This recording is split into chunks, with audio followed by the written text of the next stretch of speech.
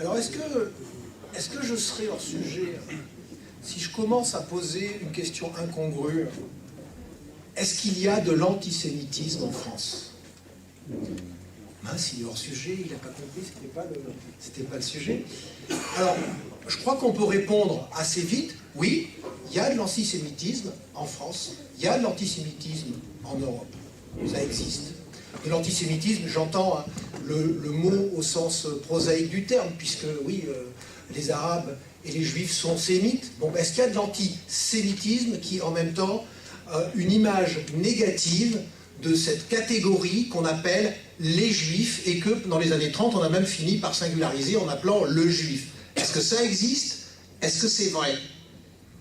Oui. Est-ce qu'il y a des musulmans qui sont antisémites au sens où ils ont une projection du Juif qui est négative? Oui, c'est vrai. Est-ce qu'il y a d'autres parties de la population? Oui, c'est vrai. Est-ce qu'il y a d'autres parties de la population qui ne sont pas antisémites? C'est vrai aussi. Est-ce qu'il y a des musulmans qui ne sont pas antisémites au sens qu'ils n'ont pas une image négative des Juifs en tant que tels? Oui, c'est vrai aussi. Alors vous allez me dire, à quoi ça me sert de dire tout ça? C'est justement pour être complètement dans le sujet. Parce que lorsqu'on parle d'islamophobie, on pourrait dire, est-ce qu'il y a des Français qui sont islamophobes? Ah oui, c'est vrai, et puis beaucoup. Les sondages nous montrent que, ne serait-ce que du point de vue quantitatif, là pour le coup, c'est vraiment important. Est-ce qu'il y a des gens qui sont juifs et qui sont islamophobes? Oui, c'est vrai. Est-ce qu'il y a des gens qui sont juifs qui ne sont pas islamophobes? C'est vrai aussi. Donc jusque-là, on est dans une logique qui est à peu près comparable.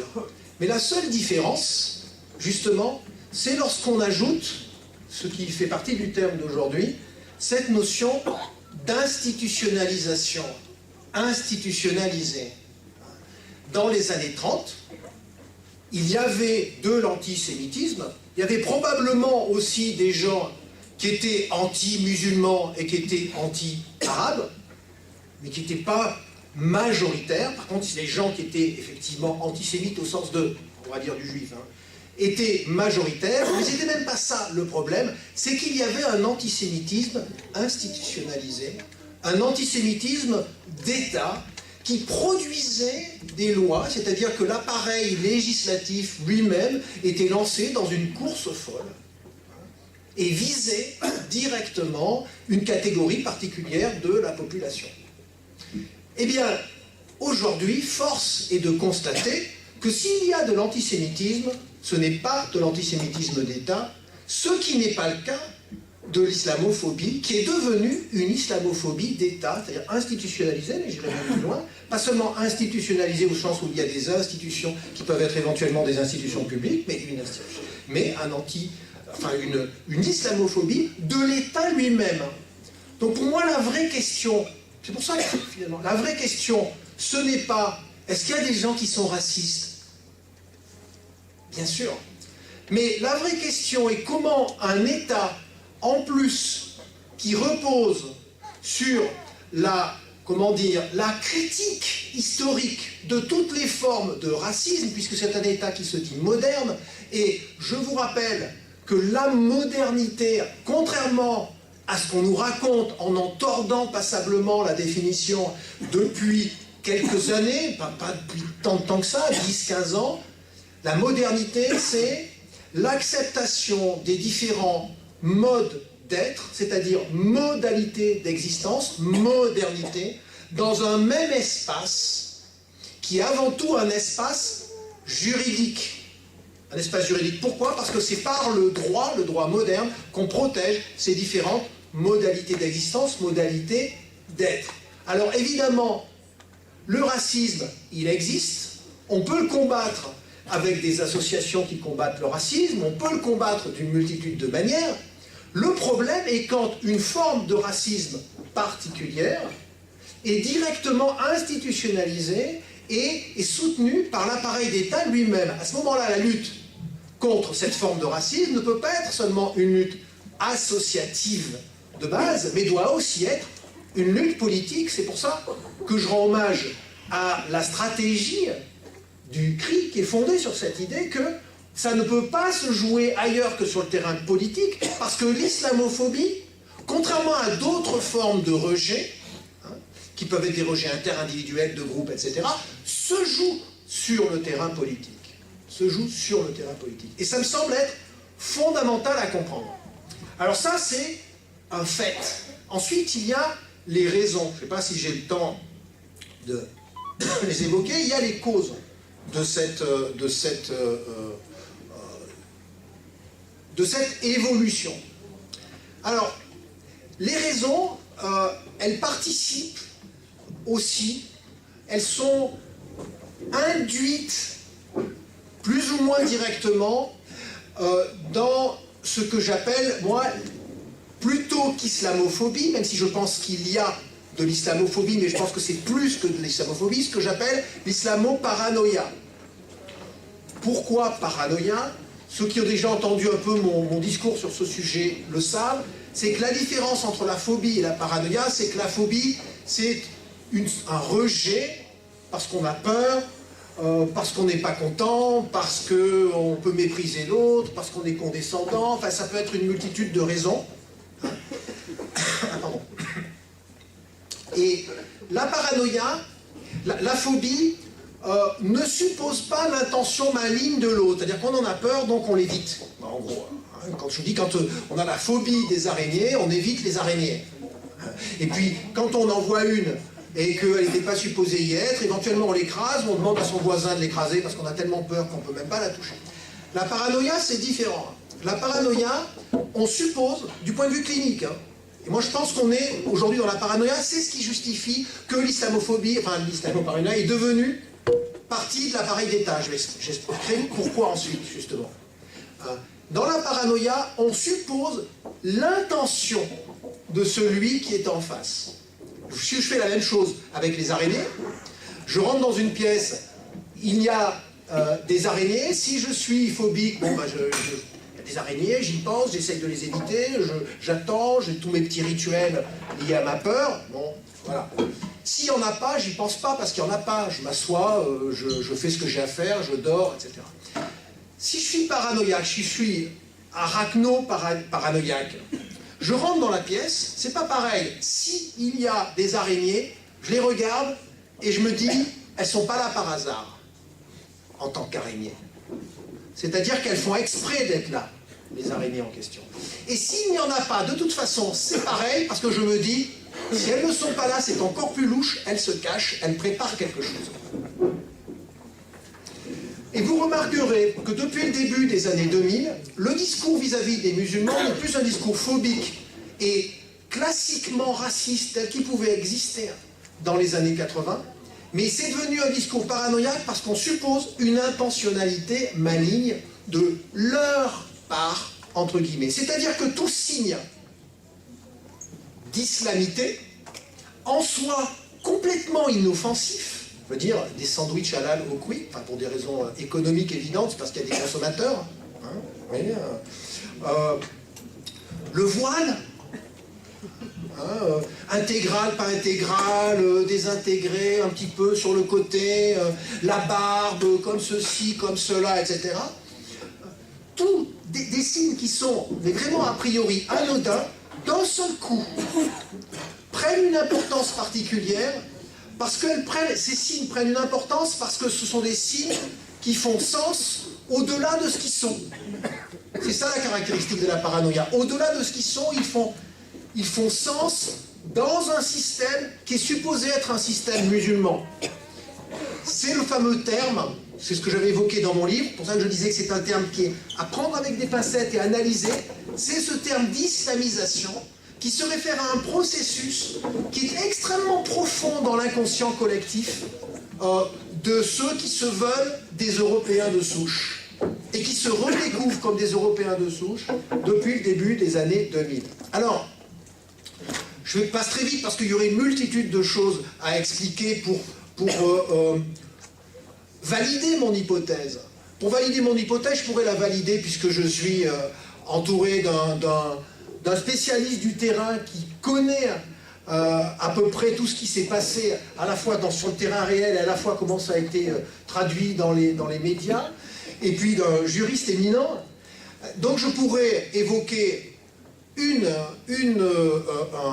un élément toujours, cette question de l'évolution de la législation relative au voile. Et quelle est la caractéristique du paranoïaque?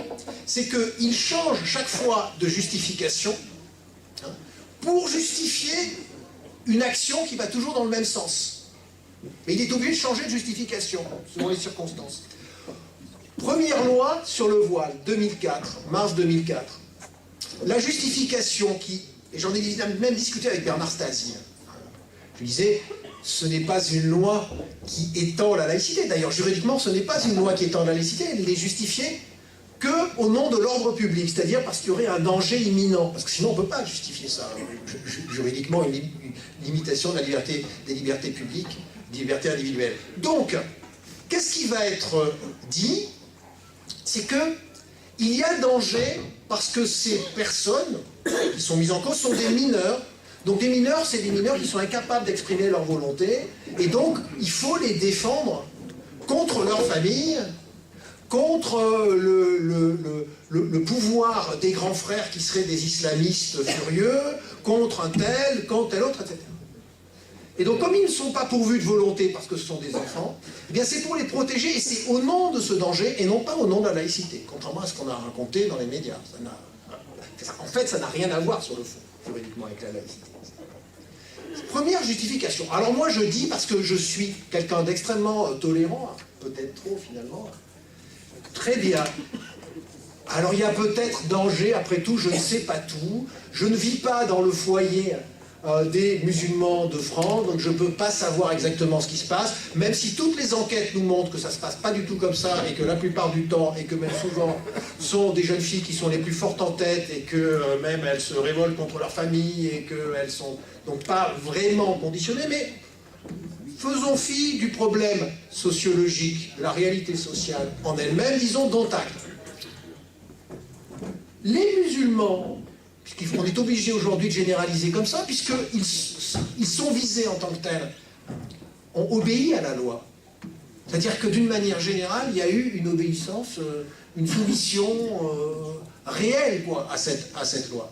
On aurait pu dire, ah, chapeau, si c'était un phobique, c'est quelqu'un qui a peur, on aurait dit, bon, c'est bien quand même. Bon, ils sont un peu inférieurs à nous, mais quand même, ils sont bien. Ils font ce qu'ils font. C'était la réaction du phobie qui considère, qui veut être en recul, mais qui... Là, non. On a dit, ils sont malins. Ils s'y prennent autrement. Ils s'y prennent autrement. Par exemple, il y en a certaines, il y en a une qui a osé se raser. Il y a eu le cas, elle a osé se raser. Pour respecter la loi, dit, oh, pour contourner la loi, non. Pour appliquer la loi tout en respectant ses principes individuels, ses choix. Je ne veux pas montrer mes cheveux. On a dit, ah, quelle horreur. On n'a pas dit elle est intelligente, on a dit elle est maligne, au sens de la malignité. Quelques années plus tard, nouveau débat, parce qu'il y aurait un certain nombre de femmes qui porteraient un voile intégral. Alors on a dit burqa, niqab, enfin, tous ces trucs. Et là, à nouveau, on met en marche la machine juridique. Et on va nous dire, cette fois, pareil, ordre public, parce qu'on ne peut pas limiter une liberté publique au nom de la laïcité. Quand François Hollande nous dit qu'on va étendre la neutralité dans l'espace public, il faut quand même que vous vous rendiez compte que, réellement, ça ne veut rien dire, au sens où les Anglais disent qu'une phrase est nonsensical. C'est-à-dire que ça n'a pas de sens. La neutralité de l'espace public, ça n'existe pas. L'espace public, c'est un espace d'expression. C'est-à-dire que la neutralité de l'espace public, c'est la neutralisation. Ce n'est pas du tout l'esprit de 1789. Si le seul endroit, comme le dit François Hollande, où la liberté sera préservée, enfin, où la neutralité ne pourrait pas entrer, c'est l'intimité, ça veut dire qu'on est libre, tout seul, dans sa salle de bain, face à sa glace. Ça, on avait déjà le droit de le faire sous l'Ancien Régime, donc on ne voit pas très bien quelle est l'avancée. On voit bien que c'est ridicule. En tout cas, on nous dit, justement parce qu'on ne peut pas le justifier au nom de la laïcité ou de je ne sais quoi, on nous dit, c'est parce qu'il y a un problème d'identification. Enfin, on a toutes les multitudes de raisons qui passent, parce que là, elles sont adultes, donc bon, on ne peut pas dire quand même, il ne faut pas exagérer, c'est des enfants qui sont capables d'exprimer leur volonté.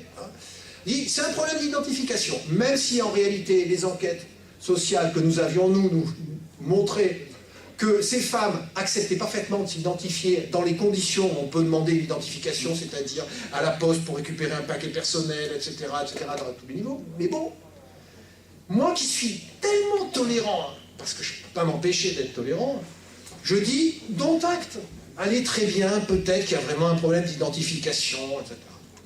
Alors vous allez m'expliquer pourquoi. Pourquoi en août 2013, d'un seul coup, alors que j'étais en vacances, je reçois un coup de téléphone, alors j'étais même pas au courant de cette espèce de débat, de la radio Europe 1, ils me disent « Il faut tout de suite que vous veniez ce soir dans un débat, on va avoir des ministres, etc. C'est la folie. » Qu'est-ce qui se passe il paraît qu'il y a des problèmes à l'université. Déjà, on est en vacances, donc pour moi qui suis universitaire, il y a des problèmes à l'université. Pourquoi? Qu'est-ce qui se passe? Il y a des gens qui ont des agrégés, qui sont rentrés dans les amphis pendant l'été, alors qu'ils sont vides. Non, il y a vraiment des problèmes. Il y a des groupuscules un peu partout. Des groupuscules de quoi? Enfin, ils sont tellement puscules que, bon, jusque-là, on ne les a pas encore vus. Il y a des groupuscules qui veulent imposer la charia. Alors là, ça y est, on a prononcé un mot immédiatement. Dans les universités, donc c'est terminé, il faut interdire le voile à l'université. Alors déjà, je ne vois pas le rapport, avec la choucroute. Et alors là, c'est le simple foulard. Pas de problème d'identification, enfin on les reconnaît, je veux dire au contraire, c'est pas une manière même, tiens... Et en plus, elles sont adultes consentantes, mais elles sont non seulement consentantes, qu'elles sont réputées être plus consentantes, et plus aptes à choisir ce qu'elles veulent faire, puisqu'elles sont à l'université, qu'elles ont passé leur baccalauréat, l'école de la République, enfin, tout ce qu'on dit sur le sujet. Donc on ne comprend plus quelle est la justification. Et c'est ce que j'ai dit dans cette émission où je suis allé. Quelle est la justification? Et il y avait le président, c'était intéressant, le président de la conférence nationale des présidents d'université, qui suit ce qui se passe et qui a les remontées de la base, il dit, très sincèrement, monsieur le député, puis monsieur le ministre et monsieur je sais pas qui, nous, on n'a pas vu un seul problème. Alors il dit, oui, mais il paraît qu'il refuse l'enseignement du darwinisme. Ah bon? Enfin, bon, moi qui n'enseigne pas la biologie, j'ai peut-être pas ce problème, mais chaque fois que j'ai eu des gens qui refusaient mon enseignement, si ils le refusaient intérieurement, grand bien leur face, ça n'a jamais interrompu un cours, il n'y a pas de problème d'ordre public, ils font ce qu'ils veulent, ils ont 0 à la fin, s'ils ne mettent pas ce qu'il y a, et puis c'est terminé, et ça n'a jamais posé aucun problème. Et alors les musulmans, tous musulmans qui sont, moi tous ceux que j'ai connus à l'université, ce qu'ils veulent, c'est avoir la meilleure note possible, réussir, etc. Et en général, plus ils pratiquent, plus ils sont ascétiques, plus ils veulent avoir des bonnes notes pour avoir l'air d'être vraiment bons. Donc c'est ce que j'ai observé empiriquement, mais on me dit non. Alors, je leur dis, écoutez, la seule justification, normalement, ça serait interruption du cours, parce que là, il y a limite d'ordre public, violence, etc., atteinte à la tranquillité, salubrité, sécurité publique, là d'accord, il faut qu'on fasse quelque chose, etc. Ok. Mais le problème, c'est que je ne connais pas un seul de mes collègues, le président de la conférence nationale des présidents d'université n'a pas eu une seule université où il y avait eu interruption des cours à cause d'une manifestation de musulmans qui disent on interrompt le cours, on vous empêche d'enseigner, etc. Ça ne s'est pas vu. Je leur dis, en revanche, moi qui suis pourtant plutôt de tendance trotskiste, il y avait des groupes trotskistes, à la fin des années 60, au début des années 70, qui ont interrompu des cours, ça n'a pas provoqué... Alors ça a pu provoquer la préfecture, des mesures d'ordre public localisées et ciblées, et encore en faisant attention, parce que c'était quand même les enfants de la bourgeoisie.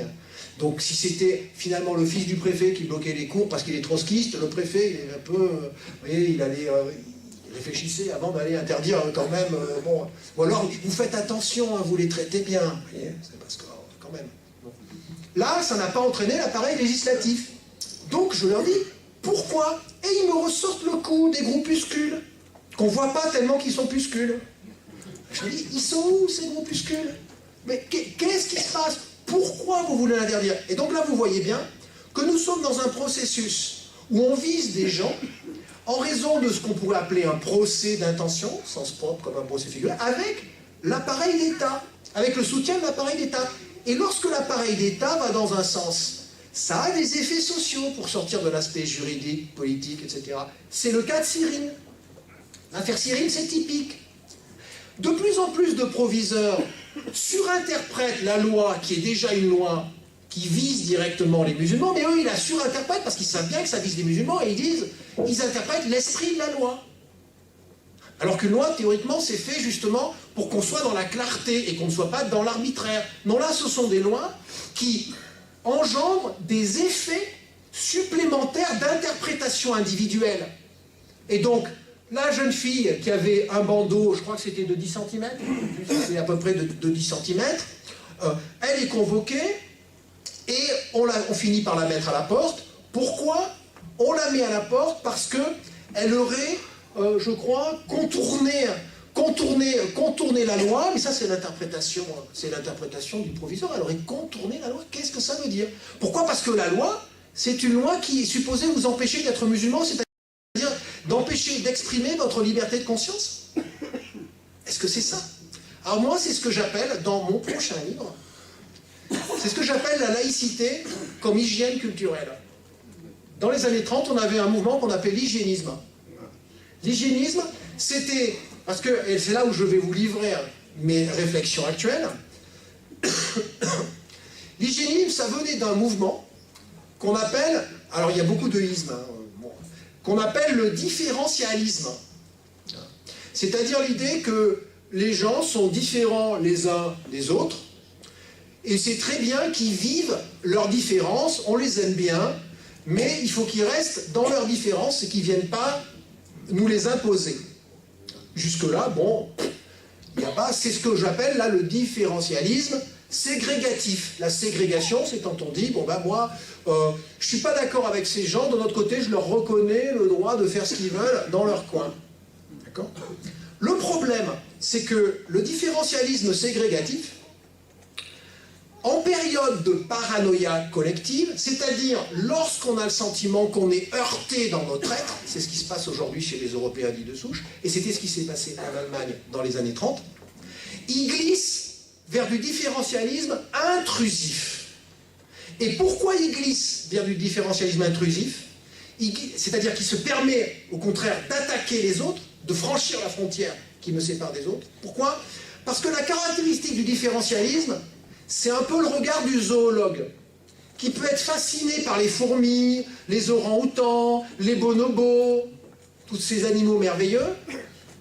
Et donc c'était vraiment les différentialistes, ça pouvait être des gens qui étaient fascinés, même qui étaient fascinés par les cultures lointaines. Mais lorsque la culture en question est ici, et donc qu'elle se métisse à moi, qu'elle est proche de moi, à ce moment-là, j'ai le sentiment que c'est comme si c'était des bonobos, c'est pour ça qu'il y a du racisme dans la rue, des bonobos qui voulaient s'accoupler à moi et s'imposer à moi.